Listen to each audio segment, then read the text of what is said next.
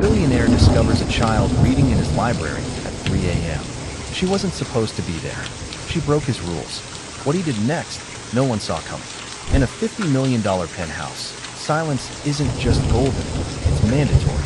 Here, billionaire Walter Harrington rules an empire built on one belief. There are those who take, and those who are taken from. He is a taker, but at 3 a.m., his absolute control is broken by a single, faint sound.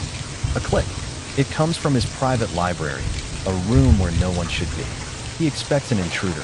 What he finds is the night shift cleaner's daughter, hiding in the dark, poring over a complex book he cannot understand. A girl who should be invisible. A girl who sees everything. And he just made a fatal mistake. He underestimated her. Before we start, I'd love to know where you're joining from. Let me know in the comments. I hope you love the story. He found the child reading a book he himself could not understand. Billionaire Walter Harrington demanded absolute silence in his $50 million penthouse, a fortress of glass and steel that hovered over the city. But tonight, at 3 o'clock in the morning, a tiny sound had broken that silence. The sound was a faint click. It was not the sound of a settling pipe. It was not the hum of the climate control. Walter Harrington knew every sound in his home, just as he knew every asset in his vast portfolio. This sound was wrong. He had just returned from a late-night dinner, a celebration of a deal that would add another $100 million to his name. At 58, Walter had built an empire from nothing, or so he told the magazines. He believed the world was divided into two types of people, those who take and those who are taken from. He was a taker. His tailored suit cost more than most people made in a year. His shoes, handmade in Italy, made no sound on the imported marble floors. He moved from his private elevator toward the grand library. The penthouse was dark, save for the blue-white glow of the city lights far below. Another click. It came from the library. Walter's eyes narrowed. He paid a premium for the best security. No one should be here. His personal staff, his chef, his assistants, they all left by 10 p.m. The only person allowed in the penthouse this late was the night shift cleaner, a woman whose name he had never bothered to learn. He entered the library. The room was massive, lined with thousands of books he had never read. They were for appearances. And there, in the far corner, he saw it. A small, bobbing light, like a firefly. It was hidden behind the large globe he kept by the window. Walter moved silently, his irritation building. Was the cleaner stealing from him? He rounded the globe, his sharp voice cutting through the dark. What in God's name are you doing? The light snapped off. For a moment, there was only the sound of breathing. Then, the person spoke. "I'm sorry, sir. I didn't hear you come in." It was a small voice, a child's voice. Walter flipped the main light switch. The room flooded with harsh, bright light. She was sitting on the floor, tucked between the globe and a bookshelf. She looked tiny, perhaps 9 or 10 years old. She had pale blonde hair, pulled back in a simple braid. She wore worn-out sneakers and a faded hoodie. Around her, on the floor, were not cleaning supplies, but books. Thick, heavy books. And in her lap, the book she had been reading with a small keychain flashlight. Walter stared at the cover. His mind, usually so quick with numbers and deals, struggled to make sense of it. The principles of quantum mechanics. "Where is your mother?" Walter demanded. The girl did not flinch. She looked up at him with the most unsettling eyes he had ever seen. They were a deep, serious blue. They held no fear, only a calm, quiet assessment. "She is in the kitchen, sir," the girl replied. Her voice was steady. "She is polishing the silver. She said she would be done in 1 hour." "I don't pay her to babysit," Walter snapped. He pointed at the book in her lap. "And I certainly don't let children play in my library. Is this some kind of joke? What are you doing with that?" The girl looked down at the book, then back at him. "I am reading it, sir." Walter let out a short, cold laugh. "Reading it? Of course. And I suppose you understand it, too?" "Quantum mechanics." The girl's expression did not change. "Most of it, sir. I am struggling with the Copenhagen interpretation. Heisenberg's uncertainty principle is clear, but Bohr's concept of complementarity, it feels incomplete." Walter Harrington went completely still. He looked from the girl's face to the book. He had a physics degree from Yale. He had been forced to take a similar class. He had barely passed, scraping by with a C-. He remembered nothing but headaches. He was looking at a 10-year-old girl in a worn-out hoodie, who was calmly discussing Niels Bohr as if he were a character in a cartoon. "Who are you?" he said, his voice dropping to a dangerous whisper. "I am Abigail Grant, sir. My mother is Emily Grant." "Get her," Walter commanded. "Now." Abigail slowly and carefully placed a bookmark, a simple, folded piece of paper, into the dense textbook. She stood up, her movements unhurried. She gathered the other books she had pulled from his shelves. One was a history of the Roman Empire. Another was a college-level calculus textbook. She walked out of the library, leaving Walter alone in the sudden, bright light. He felt a strange, cold sensation in his chest. He looked at the book she had left. He picked it up. It was heavy. He opened it to the page she had marked. The page was covered in equations that looked like a foreign language. He heard frantic, hurried footsteps. A moment later, a woman rushed into the room, wringing her hands. She wore the simple gray uniform of the cleaning service. This was Emily Grant. She was pale, her eyes wide with terror. "Mr. Harrington, sir, I am so sorry. I am so sorry." She was not supposed to leave the staff kitchen. I promise. Emily was 40 years old, with the same blonde hair as her daughter, though hers was streaked with gray and pulled into a tight, tired bun. She had been working for Walter for 6 months. She was an excellent cleaner, efficient, quiet, invisible, until now. "She was in here," Walter said, his voice flat, "reading my books. Stealing, in effect." "No, sir, not stealing." Emily rushed forward, clasping her hands. "She just loves to read. She's very smart. She would never take anything. I swear on my life.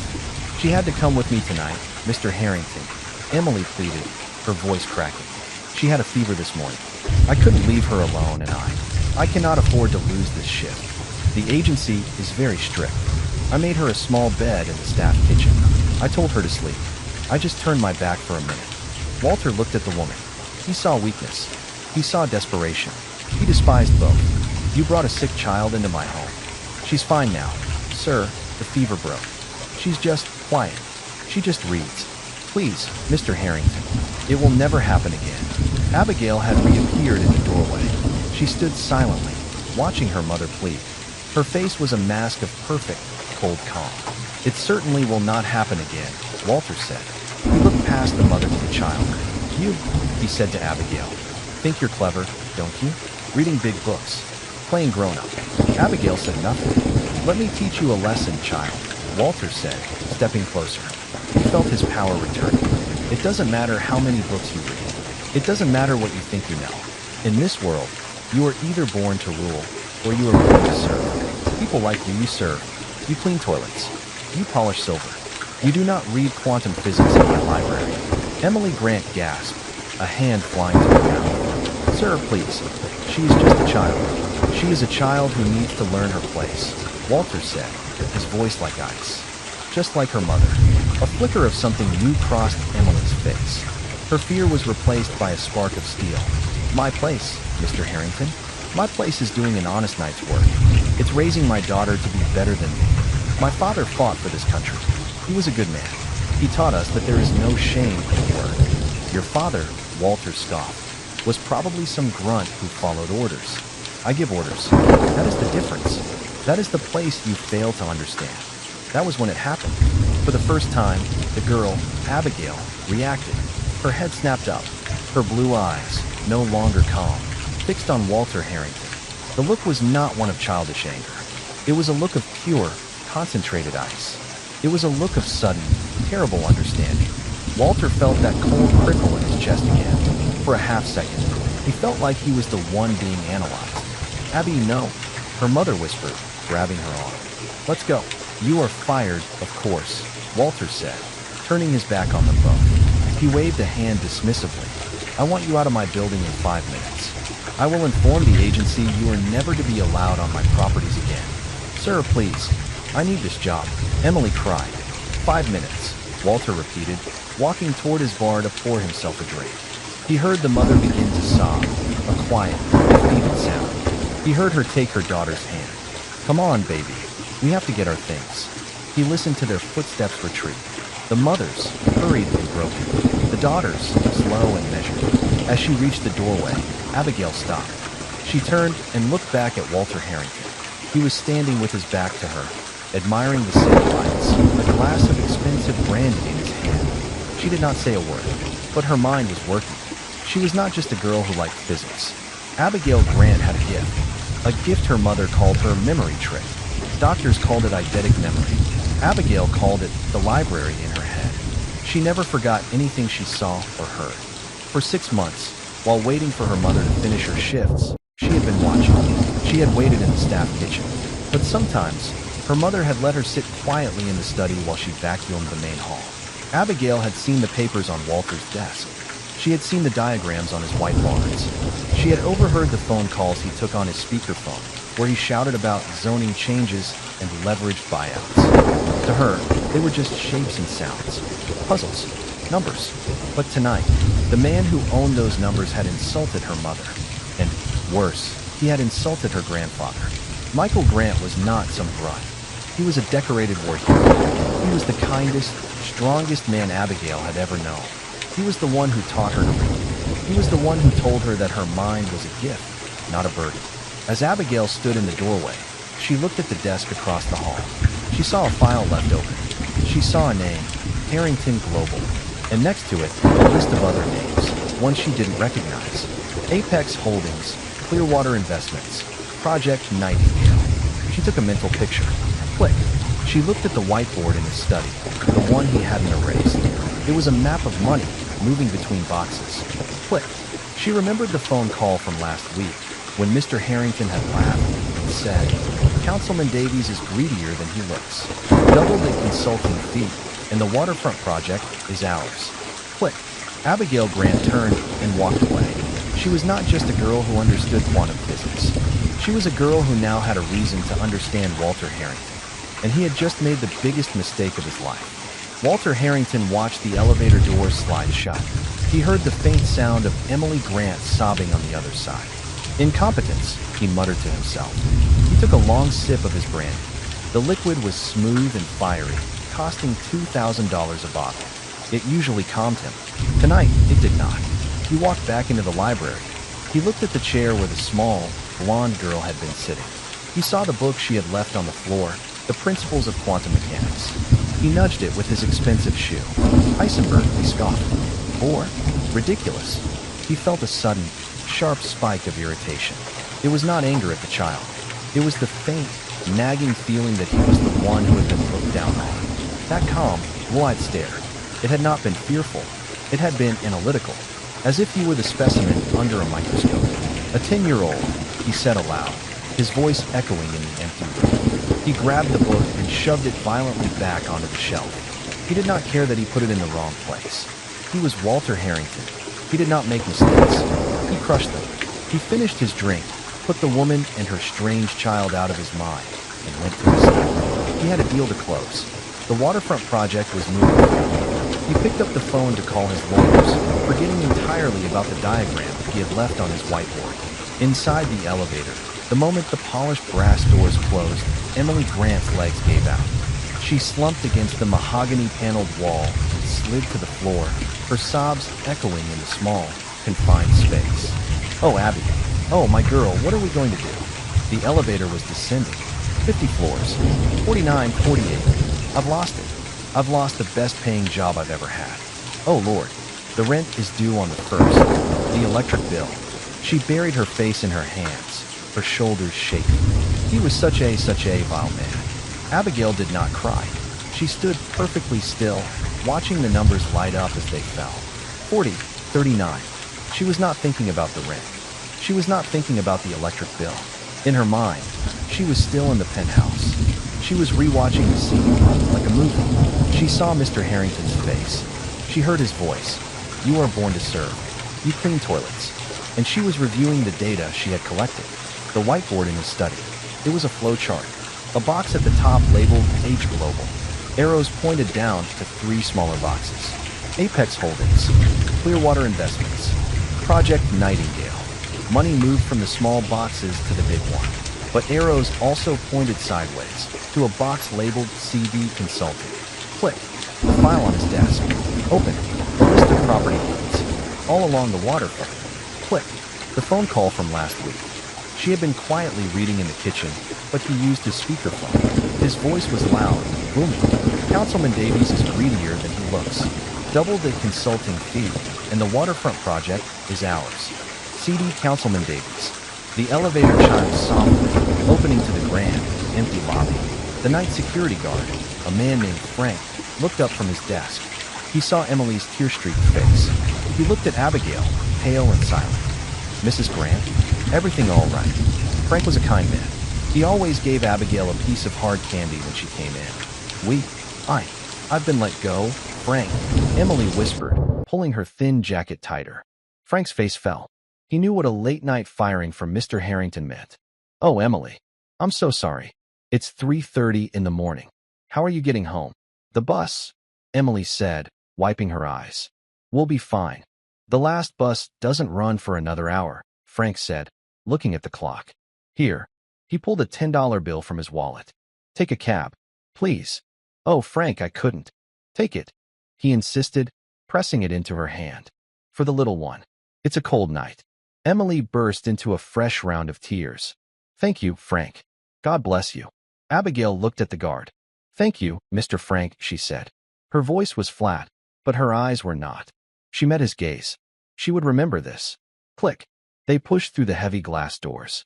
The air outside was cold and damp. The city was quiet. The gleaming tower of the Harrington building rose behind them, a monument of dark glass. They did not take a cab. A cab cost too much. Frank's $10 would be for bread and milk.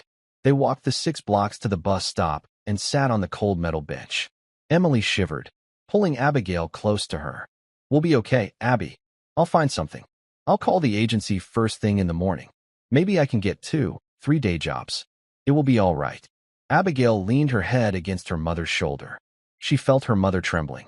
In her mind, she was calculating. Consulting fee. Waterfront project. Councilman Davies. She was 10 years old. She understood quantum mechanics. She did not understand bribes. Not yet.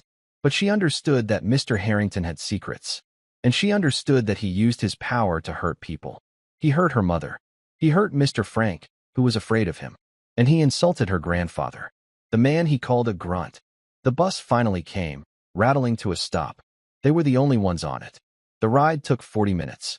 They moved from the clean, wide streets of downtown to the narrow, cracked streets of their neighborhood. They got off and walked 2 blocks to their apartment building. It was an old, 3-story brick building. The paint was peeling. They climbed the stairs to the second-floor apartment. Emily's hand shook as she put the key in the lock. She opened the door. The apartment was small, but it was spotless. A worn-out sofa, a small television, a smell of coffee and old books. A light was on in the kitchen. Emily? Abby, is that you? A man's voice, warm but tired. An older man walked out of the kitchen.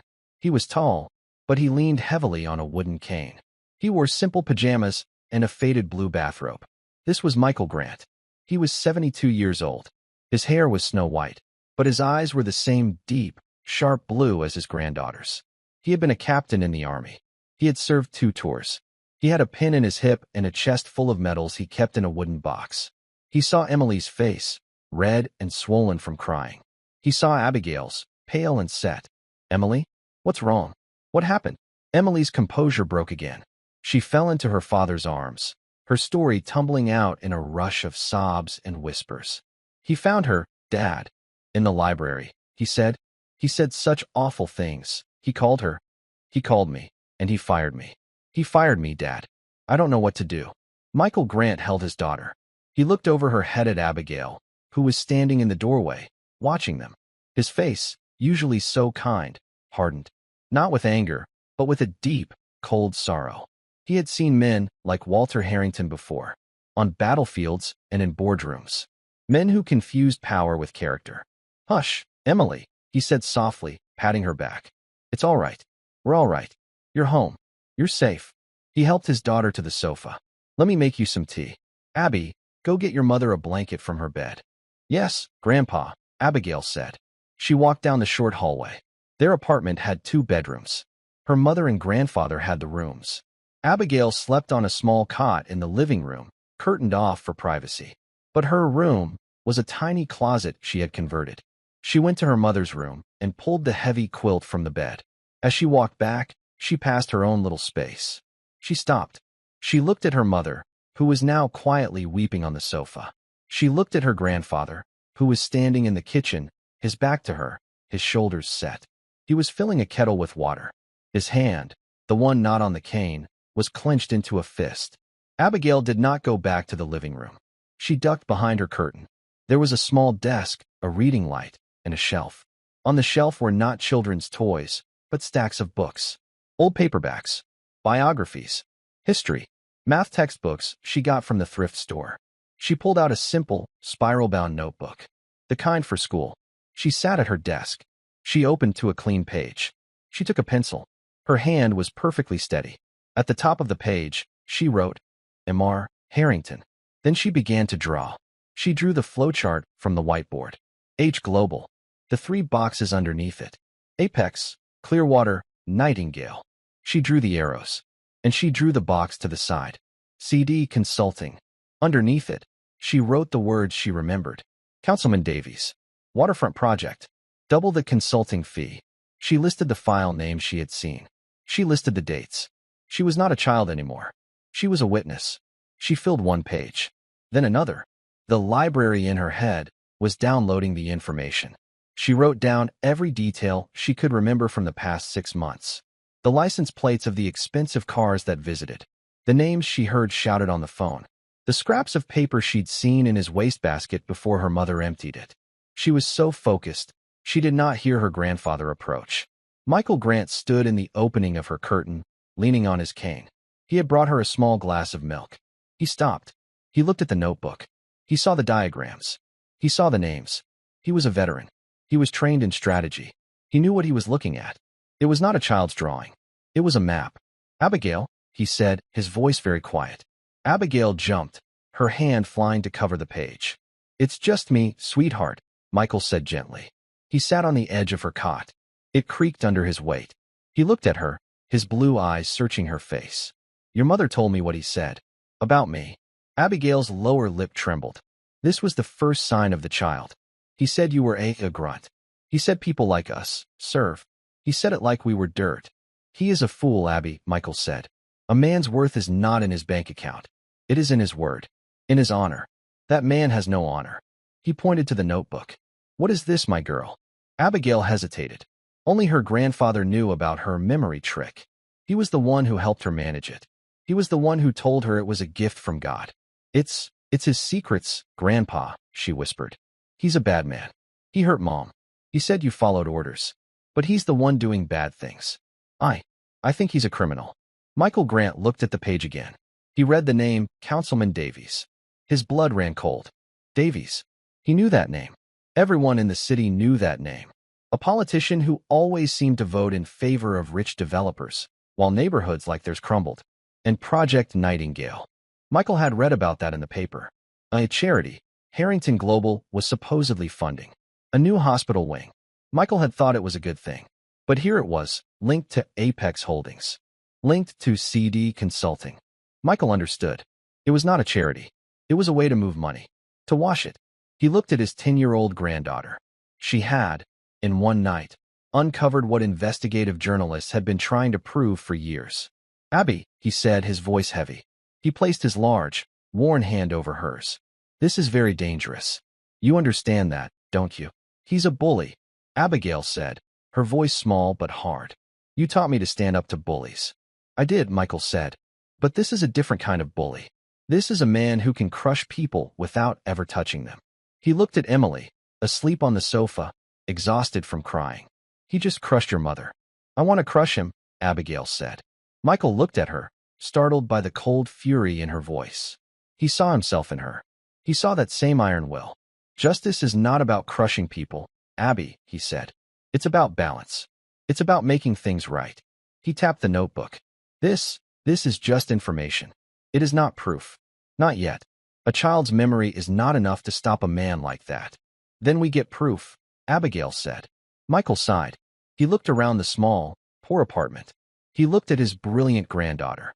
Walter Harrington had made a terrible mistake. He had not just insulted a cleaner. He had not just insulted a veteran. He had given them a reason to fight back. First, Michael said, closing the notebook. We need to survive. Your mother needs a job. We need to pay the rent. We cannot fight a war if we cannot eat. And then, Abigail asked. Michael looked at the notebook, his eyes narrowing. And then, we find someone who knows how to read your map. The next morning, the small apartment was filled with the smell of old coffee and the quiet sound of the television news. Emily Grant was already dressed, her face scrubbed clean, her hair pulled back. She had ironed her best blouse. I'll call the agency first thing, she said, her voice strained with false optimism. Mrs. Gable likes me. She'll find me a new placement. Maybe a day shift, so I can be home when you get back from school, Abby. Abigail, sitting at the kitchen table, did not look up from her math homework. She was already working on the 8th grade curriculum. Yes, Mom. Michael sipped his coffee. He watched his daughter. He knew what was coming. He had seen this kind of power play in the military. A powerful man like Harrington didn't just fire someone. He made an example of them. Emily dialed the number. She stepped into her bedroom for privacy, but the apartment was small. They heard everything. Mrs. Gable? Hello, it's Emily Grant. Her voice was polite, hopeful. There was a long silence. I see, Emily said. Her voice was smaller now. Mrs. Gable, I promise, it was a misunderstanding. My daughter, she wandered. She didn't take anything. Another silence. Longer this time. What do you mean? Terminated from the roster. Emily's voice cracked. I've been with you for 3 years. I have never had a single complaint. Not one. Michael closed his eyes. Abigail's pencil stopped moving. Because of one client? Emily was crying now. But Mr. Harrington, that's not fair. I have a child to feed. Please, Mrs. Gable. Please, just don't do this. The click of the phone hanging up was loud in the quiet apartment. Emily walked out of the bedroom. She looked like a ghost. She stared at her father, her eyes wide with a terror that went beyond tears. He didn't just fire me, she whispered. He blacklisted me. The agency, they terminated my contract. Severe client complaint. Breach of trust. He ruined me, Dad. She slid into a chair at the table, her hands flat on the surface. He ruined me. No, he didn't, Michael said, his voice firm. He put his hand on her shoulder. He is one man in one city. You are a hard worker. You are an honest woman. You will find something else. What? What will I find? She said, her voice rising in panic. Everywhere asks for references. The agency was my only reference for the last 3 years. He cut my legs out from under me. For what? Because his library was disturbed by a 10-year-old girl. Abigail looked at her mother. She saw the raw, shaking fear. This was not like in the books. In books, the heroes were never afraid of rent. They were never afraid of the electric bill. This, she realized, was what Mr. Harrington had done. He hadn't just used cruel words. He had used his power, like a hammer, to smash her mother's life. Abigail quietly closed her math book. She opened the notebook from last night, the one with the diagrams. She looked at her grandfather. Michael met her gaze. He gave a single, slow nod. Emily, he said, you go out. You pound the pavement. You apply at every diner, every grocery store, every hotel in this city. You hold your head high. You are a Grant. We do not break. Emily looked at her father. She saw the steel in his eyes. She took a deep, shuddering breath. She nodded. Okay, I will. She stood up, grabbed her purse, and walked out the door. The moment the door closed, Michael turned to Abigail. All right, soldier, he said, his voice dropping. Our turn. Get your coat. We're going to the library. The public library was 10 blocks away. It was warm, and it smelled of old paper and floor polish. It was one of Abigail's favorite places. But today, this was not a visit for pleasure. Michael led her to the computer terminals in the back. This is our new base of operations, Abby, he said, sitting heavily in one of the plastic chairs. We have what I call raw intelligence. Your notebook. Now, we need to confirm it. We need to find out who these people are. We need to find a weak link. Abigail sat at the computer. Her fingers flew across the keyboard. She was faster than any of the librarians. Start with the names you wrote down. Michael guided her, his voice a low murmur. Councilman Davies and Harrington Global. Search them together. Abigail typed. The screen filled with articles. Pictures of Walter Harrington and a smiling, slick-looking man, Councilman Davies, shaking hands. They were at a press conference for the new waterfront revitalization project. Mr. Harrington is a pillar of this community, one quote from Davies said. His generosity is unmatched. Now search Project Nightingale, Michael said. Abigail typed again. The results were fewer. A small website. It described Project Nightingale as a new charitable foundation to build a state-of-the-art children's wing at the city hospital. The project was funded entirely by a generous anonymous donation from a prominent city businessman. An anonymous donation, Michael scoffed. A man like Harrington doesn't do anything anonymously. He wants his name on the building. Unless he doesn't want anyone to know where the money is coming from. Go deeper, Abby, who is on the board of directors for Project Nightingale. Abigail clicked through the site. She found the About Us page. She found the list of board members. It was a short list. A president, a secretary, and a treasurer. Now, Michael said, leaning in. Open a new window. Search for the other companies on your list. Apex Holdings and Clearwater Investments. Abigail searched for Apex Holdings. It was a simple, one-page website. A financial group. She looked at the Our Team page. She found the CEO. She froze. What is it, Abby? Grandpa, she said, her voice barely a whisper. The CEO of Apex Holdings, his name is Robert Shaw. He's the same man listed as the treasurer for Project Nightingale. Michael's eyes lit up with a cold fire. Got him, he breathed. That's the bridge. That's how he's moving the money. Harrington gives the bribe to Davies. Davies, through some channel, donates it to Project Nightingale. The charity then pays Apex Holdings, Harrington's own company, for financial management or construction fees. He's washing it, making dirty money clean. Abigail looked at her grandfather. He's stealing. He's doing worse than that, Abby. He's stealing from the city. He's using a children's hospital to hide it. That is the man who called your mother a servant. Abigail's face was grim. She looked back at the screen.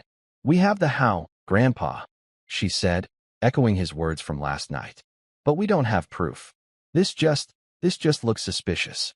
It's not proof. You are right, Michael said. He stared at the screen, his mind working. He was back on the battlefield, looking for an opening. We are two civilians. We have no power. We have a 10-year-old's memory and a public computer. We can't fight him head-on. It would be a slaughter. So what do? We find an insurgent, Michael said. We find someone who already has weapons, but no ammunition. We need a reporter. Someone who already hates Harrington. Someone he's already hurt. Abigail turned back to the keyboard. She knew what to search for.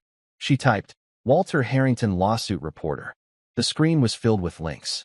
Harrington, it seemed, sued reporters often. But one name kept appearing. A man named David Chun. Chun had been a star investigative journalist for the city's top newspaper, The Chronicle.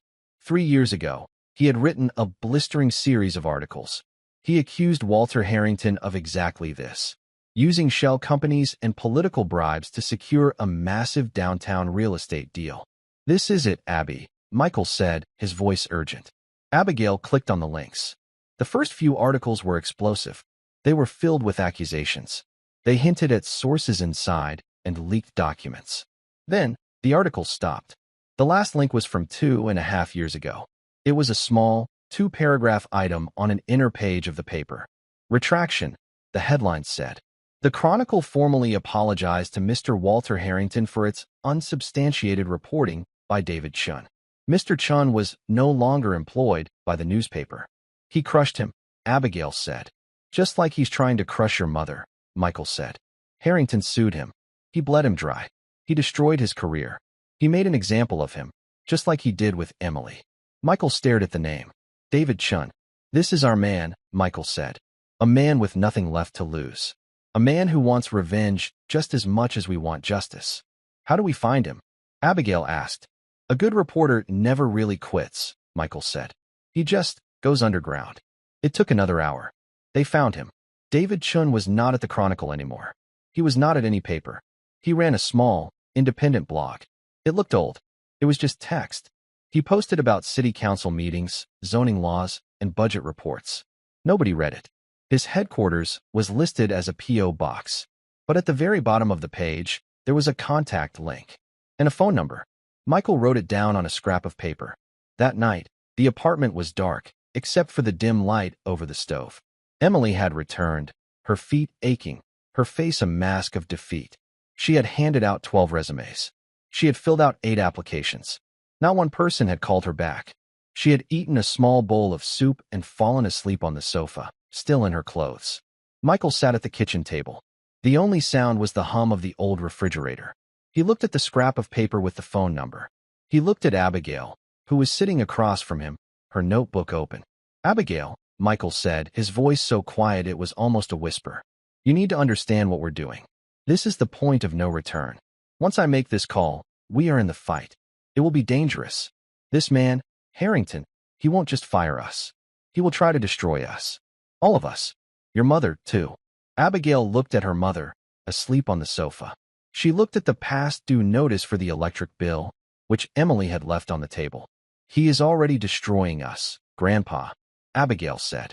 Michael looked at her, and his heart ached with a terrible mix of pride and fear. She was his blood.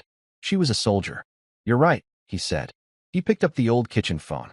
He took a deep, steadying breath. His fingers, calloused from his cane, slowly dialed the number. It rang once, twice, 3 times. A man answered. His voice was rough, tired, and full of suspicion. "Yeah, Mr. Chun," Michael said. "Mr. David Chun? Who's asking?" "My name is Michael Grant. You don't know me, sir, but I believe we have a mutual acquaintance." There was a silence on the other end. "I'm not a reporter anymore, old man. I don't know what you're selling, but I'm not buying." "I am not selling anything, Mr. Chun," Michael said, his voice hard as iron. "I am offering you something. I'm offering you the man who ruined your life." Another long, heavy silence. "Walter Harrington," Michael said. Abigail watched her grandfather. He was sitting straighter. He was no longer just an old man with a cane. "I'm listening," David Chun said. There was a long, pressurized silence on the phone line. David Chun was breathing, but not speaking. "Mr. Chun," Michael said, "how do I know you're not one of his? How do I know this isn't some trap to sue me again? I've got nothing left for him to take, but I'm sure his lawyers could find something." "You don't know me," Michael said, his voice steady. "But you know him. You know how he operates. You wrote 3 articles about his shell companies. You were right. You just didn't have the final piece. We have it." "Who is we?" Chen asked, his voice sharp with suspicion. "My family. People he hurt because he could. People he underestimated. He hurt a lot of people, Mr. Grant. You're not special. But we're the only ones who have been inside his penthouse for the last 6 months," Michael said. Another silence. This one was different. It was the sound of a hunter's ears perking up. "Where?" Chen finally said. "Tomorrow. 4 o'clock. The City Public Library. The main branch on 5th. History section, 2nd floor. European Theater." "That's very specific." "I am a veteran," Michael said simply. "I like history. I'll be the one with a cane, reading about the Battle of the Bulge. You'll know me. And how will I know you're alone?" "You won't," Michael said. "You'll just have to trust that the man who ruined your life is worth the risk. We'll be there for 20 minutes. If you're not there, we'll find another way." Michael Grant hung up the phone. He did not wait for a reply. He looked at Abigail. Her face was pale in the dim kitchen light, but her eyes were bright. "Now, we prepare," Michael said. "Go to your room. Write it all down. Everything you remember. Names, dates, times. Every number. Do not write your opinions. Do not write what you think. Write what you know. Facts. Like a soldier's after-action report." "Yes, Grandpa," Abigail said. She slipped away. Michael sat at the table for a long time. He listened to his daughter, Emily, stirring in her troubled sleep on the sofa. He was a 72-year-old man with a bad hip. He was about to declare war on the most powerful billionaire in the city. He was terrified, and he had not felt so alive in 20 years. The next day, the library was quiet. The air smelled of dust and old paper. Michael Grant sat on a wooden bench in the aisle marked World War II, European Theater. A thick book about the Siege of Bastogne was open on his lap. He was not reading it. Abigail sat on the floor a few feet away, pretending to read a book on the Roman Republic. She had her spiral notebook tucked inside it. At 4:02 p.m., Michael saw him. He was not the polished, confident reporter from the old newspaper photos. This man looked like he lived in his coat. He was thin, with dark circles under his eyes. His hair was messy. He looked, Michael thought, like a man who had been defeated. David Chin walked past the aisle, his eyes scanning. He looked at Michael. He looked at Abigail. He scoffed, a small, bitter sound, and started to walk away. He had expected a corporate whistleblower, a disgruntled partner. not an old man and a fourth grader. Mr. Chun, Michael called out, his voice quiet but firm. David stopped.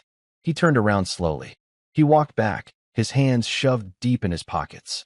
Mr. Grant, thank you for coming, Michael said. This is my granddaughter, Abigail. David's eyes flicked to Abigail, then back to Michael.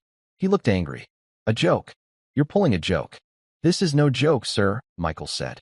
You brought a child into this? What is this, a Make-A-Wish Foundation visit? You want me to write a story about your smart grandkid? I told you, I'm not a reporter. She is the reason we are here, Michael said, his voice dropping to a whisper. She is the source. The source, David repeated, his laugh a harsh, dry sound. The source for what? The cafeteria menu? Get out of my way. He turned to leave. Project Nightingale, Abigail said. Her voice was not loud, but it cut through the dusty air like a knife. David's chin froze. His back was to them. He did not move for a full 5 seconds. Slowly, he turned around. He looked at Abigail. His face was pale. What did you say? Abigail stood up. She was small, but she held herself with a strange, adult stillness.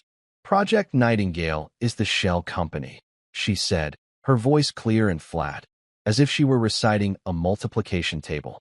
You thought it was a company called Aria Investments when you wrote your article. You were wrong. Aria was a decoy. The real one is Nightingale. It's registered as a 501c3 charity. That's how he's washing the money. David took a step closer. He was not laughing. How do you know that name? I saw the diagrams on Mr. Harrington's whiteboard, Abigail said. He's taking bribes from Councilman Davies for the new waterfront project. But Davies doesn't pay him directly. The bribe money is donated to Project Nightingale. It looks like a clean, charitable gift to build a new hospital wing. David stared at her, his mouth slightly open. How? The money doesn't stay there, Abigail continued, her eyes locked on his. The charity then has expenses. It pays for financial management and construction oversight from a company called Apex Holdings.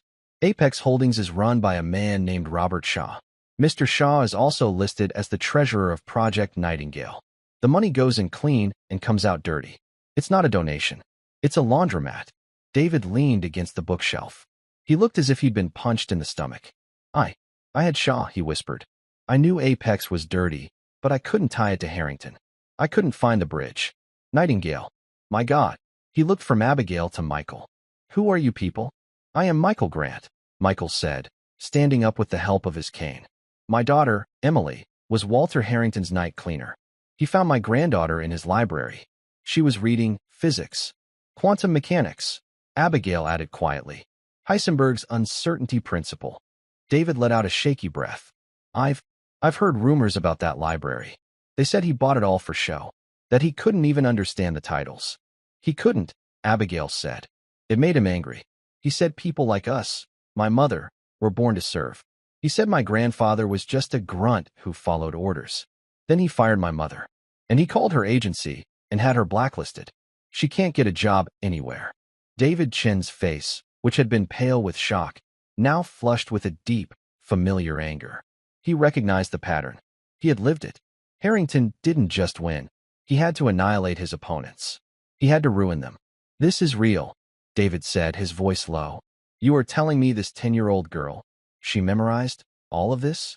Michael put a hand on Abigail's shoulder. My granddaughter has a gift. She sees something, she never forgets it. She has been in that penthouse for 6 months. She has been listening, watching.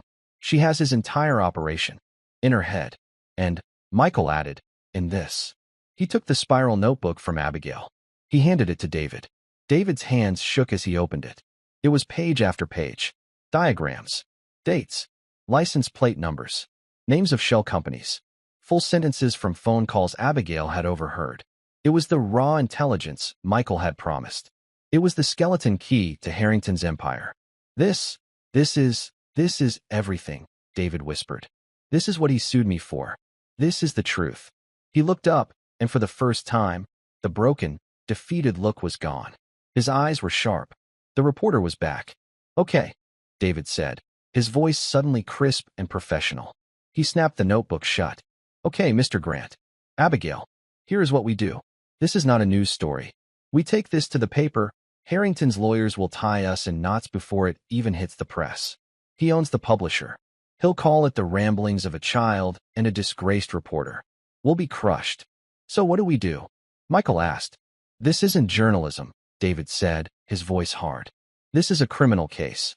We are building an indictment. We are not going to the Chronicle. We are going to the FBI, the Southern District. We are talking wire fraud, public corruption, and racketeering. Michael nodded. We are in your hands, Mr. Chun. Call me David. And we're not ready. Not yet. He tapped the notebook. This is our map. It's perfect, but it's not evidence. A jury can't cross-examine a 10-year-old's memory, no matter how perfect. We need one piece of paper, one hard document that validates everything in this book. We need a bank statement, a wire transfer, an email. How do we get that? Michael asked. David looked at the notebook again. He pointed to one of the names Abigail had circled a dozen times. We go after the weak link, David said. Robert Shaw, the money man, the CEO of Apex and the treasurer of Nightingale. A man like Harrington never gets his own hands dirty. He uses men like Shaw. Shaw is the one committing the fraud. He is the one who will go to prison if this comes out. Harrington will throw him to the wolves to save himself. So we find him? Michael said. We scare him, David corrected. We make him believe the ship is sinking, and Harrington is going to let him drown. We make him understand that his only chance is to turn state's witness. We get him to give us the proof we need in exchange for a lifeline. How? Abigail asked. David looked at the two of them, the old soldier and the child genius. This was the strangest army he had ever seen. I'm going to need to dig, David said. I need to find out where Shaw eats, where he drinks, where he lives. I need to find his weakness. You too. You've done the impossible. You've given us the weapon. Now, you need to let me aim it. Go home. Stay quiet. Do not, under any circumstances, go near that building or anyone associated with Harrington. I will find you. He grabbed the notebook. Can I? She has a copy, Michael said. She made 2 more last night. From memory. David Chin stared at Abigail. He gave a single, astonished laugh. He picked the wrong family to mess with. Yes, sir, Michael said, gripping his cane. He did. For 3 days, the small apartment was silent. Emily Grant went out every morning and came back every evening, her shoulders a little more slumped, her face a little paler. The rejections were piling up. No one would hire a woman blacklisted by Harrington's referral agency. She had started applying for work at fast food chains, but even they seemed wary. Michael and Abigail kept their routine. They went to the public library. They read. They waited. Abigail could see the toll it was taking. Her grandfather's face was etched with worry.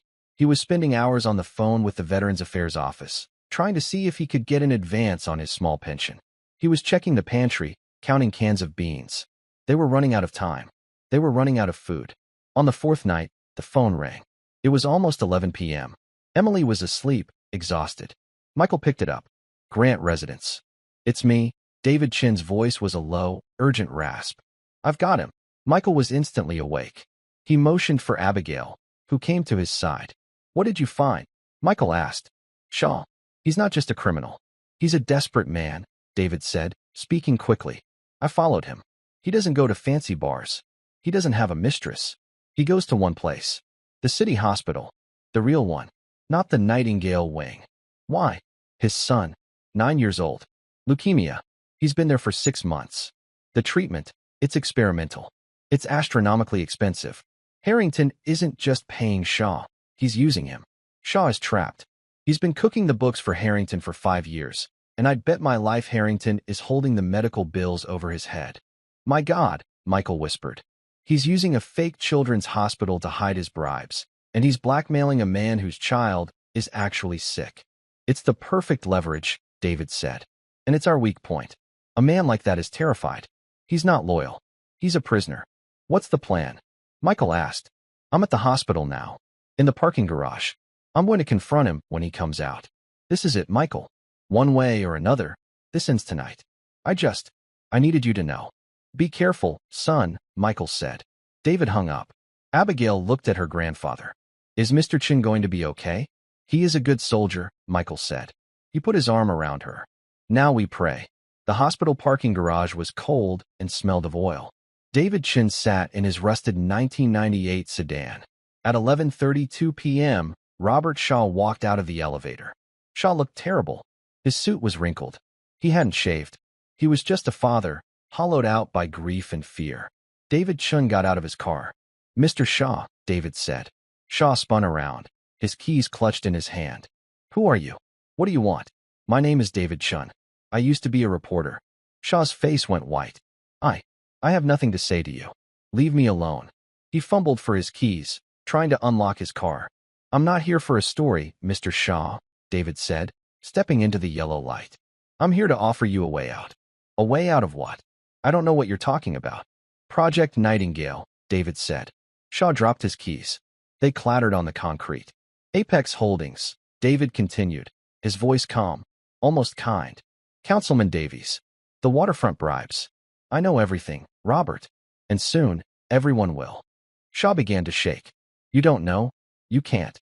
Mr. Harrington will destroy you." "He destroyed me 3 years ago," David said. "I have nothing left to lose." "But you do. You have a wife. You have a son. Room 412. Leukemia." Shaw let out a choked sob. "Please, please. He'll cut me off. He pays for the treatment. My son will die. Please, you can't." "He is cutting you off, Robert," David said, stepping closer. "Don't you see? You are the treasurer. You are the CEO. Your name is on every illegal transfer. When this breaks, and it will break, who do you think goes to prison? Him? Or the man who signed the checks?" Shaw leaned against his car, his legs giving out. He knew it was true. "He's going to feed you to the wolves," David said. "He will say you were a rogue employee. He will be shocked and appalled. He will walk away. You will go to prison for 20 years. And what happens to your son then? What do you want?" Shaw whispered, tears streaming down his face. "I am not working for a newspaper," David said.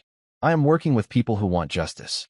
I'm putting together a case for the FBI, a racketeering case. And right now, I have a file that points to you as the kingpin."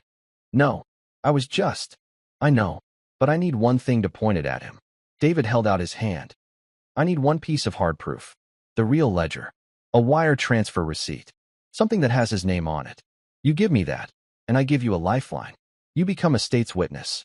You get immunity. You get protection. You get to save your family. He gets what he deserves." Shaw looked at David's hand. He was weeping. He was a man at the end of his rope. He made me keep a second set of books," Shaw whispered. As insurance. He said it was for taxes, but it's the real ledger. It shows the money coming from Davies and going out to his personal offshore accounts. It's on a USB drive. In my briefcase. "Give it to me, Robert," David said. "And be free." Shaw fumbled with his briefcase.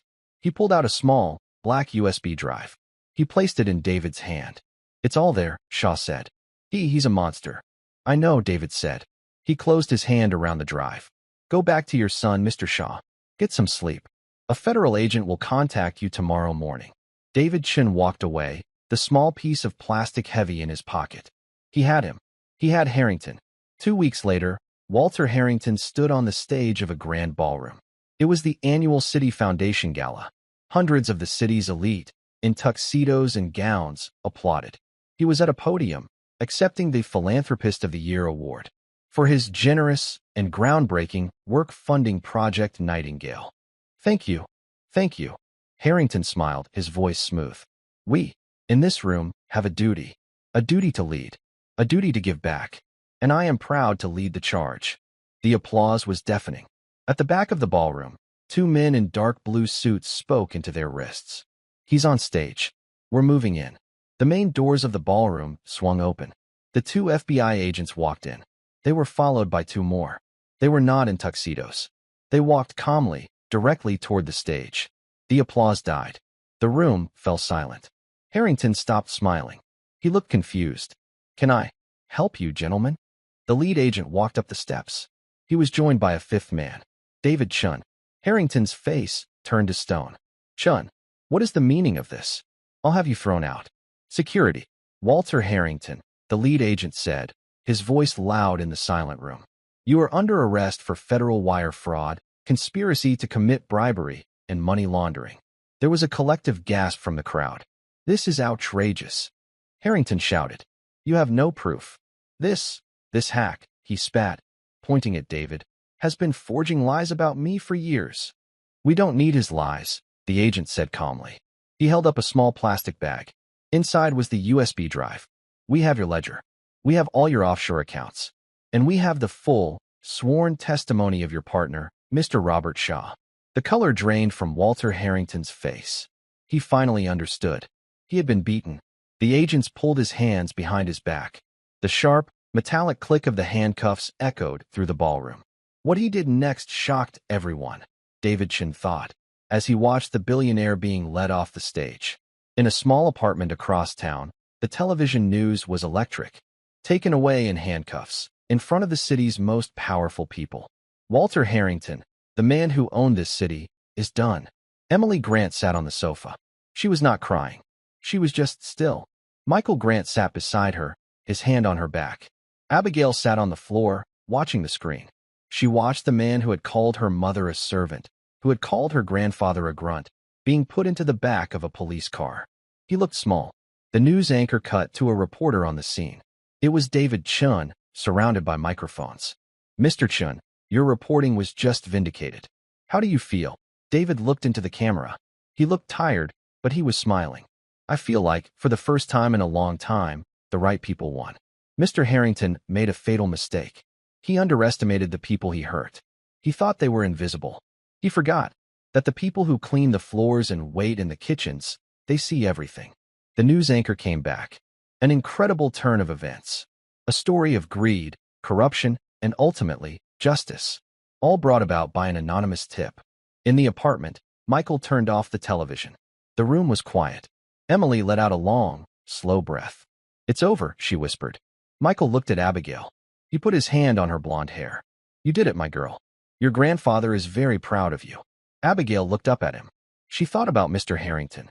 She thought about his library, full of books he never read. He was right about one thing, Grandpa, she said. Michael looked at her, confused. What's that, sweetheart? He said the world is divided into two types of people. Abigail picked up her backpack. She pulled out a book from the library. It was not physics. It was a thick, heavy book. The fundamentals of contract law. He was just wrong about which was which, she said. She opened the book, took out a pencil, and began to read. And that's where we'll end the story, with justice served, not by armies, but by a book of contract law in the hands of a child who was never supposed to be there. I hope this gave you a chance to step out of the everyday and just drift for a bit. I'd love to know what you were doing while listening, perhaps with a quiet coffee or settling in for the night. Drop a line in the comments. I really do read them all. And if you want to make sure we cross paths again, hitting like and subscribing makes a huge difference. We're always trying to improve, so feel free to share your feedback below. Thanks for spending this time with me.